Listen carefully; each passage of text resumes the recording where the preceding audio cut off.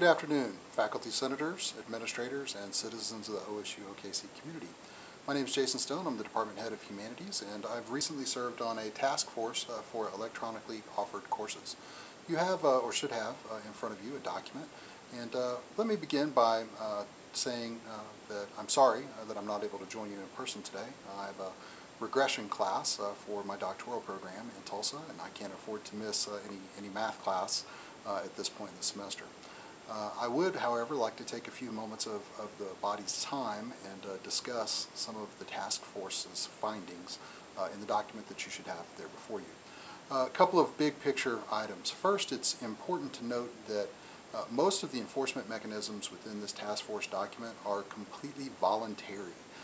In other words, if you want to be considered for course development money, if you want to be considered for advantages of teaching online, then you should comply with some of the recommendations in the task force document. It is not really designed as an onerous process. It is designed as a 5-year plan to help us improve the quality of online instruction here at OSUOKC.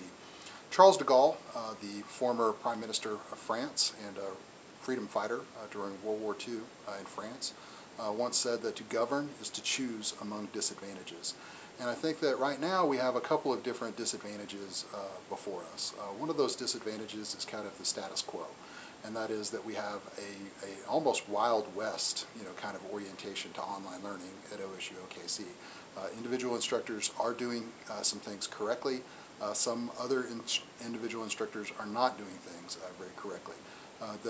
On the other hand, the other disadvantage is to regulate and to adopt a quality standard that everyone needs to comply with in order to teach online. So that's really the decision that's before the body today.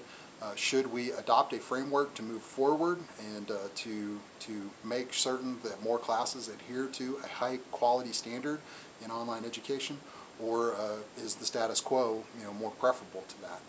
The opinion of myself and of the task force is that we should adopt online quality standards, and that those online quality standards are already defined for us with the Cowboy Quality Rubric, which was blessed by the Faculty Senate last spring and is a product of Title III. And the online Cowboy Quality Rubric is also available for your review if you need to take another look at that. I wanted to talk to you about a couple of specifics with regard to this document. You have, of course, the executive summary, and basically it says, following a review of current practices, the task force on electronically offered courses recommends, and then we have a series of 4 specific recommendations. Members of the faculty who represented you on the committee fought very vigorously for your flexibility in terms of how you would be certified as an online instructor, and there's several different options which are articulated for you there in 2C. In addition to that, there will be training modules, and there will be assessment only for faculty that have previously designed or developed instructed OSU online courses. In addition to that, we also implemented or recommended a fee there in recommendation number 3. In my opinion, as far as this document is concerned, number 3 is a pretty critical part. It's been said by our administration that we want to dominate the online learning in the metro area and indeed throughout the state, and I think that that's a laudable goal. I think that we need to make sure that we are properly funding that quest for online excellence, and I think that the fee is a really good place to start. So as I see our recommendations, I'm not just in favor of a quality process absent some type of funding to help fund that quality process. Otherwise, it just kind of becomes another unfunded mandate that usually winds back up on lead instructors, department heads, and division heads. So we've got to adopt some quality measures, but we've also got to put funding in place to make sure that quality process is assured. And then finally, number 4, you'll see that this is a voluntary process, but most of the compliance-based mechanisms revolve around this course development money. And obviously, without the course development process, there's not going to be, if there's not an incentive for that, there's not going to be very many participants in that process. So it's kind of like, if you want the money to develop excellent online courses, then you have to go through the training to develop those courses. And if you do all of those things, then we have to have a fee to pay for that online quality. So it's all very holistically related, and I think that it's a good proposal.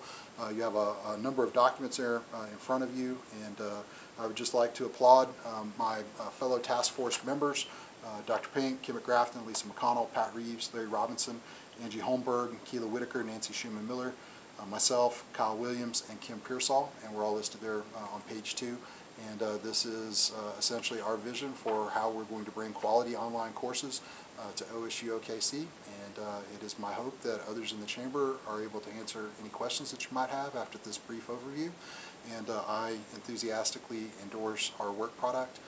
And as far as I'm concerned, you know, referencing back to the Charles de Gaulle quote, the disadvantage of having an unregulated online instructional space is much more pronounced than the disadvantage of having standards that people can voluntarily comply with and be given incentive money to voluntarily comply with those online excellence standards. So I think that as long as we get a course fee associated with this, as long as we have an open and transparent process for awarding that money, that the next logical step for all that is for instructors to adhere to certain criteria in the construction and delivery of online education. Thank you very much for your time, and I endorse this task force report. Good day.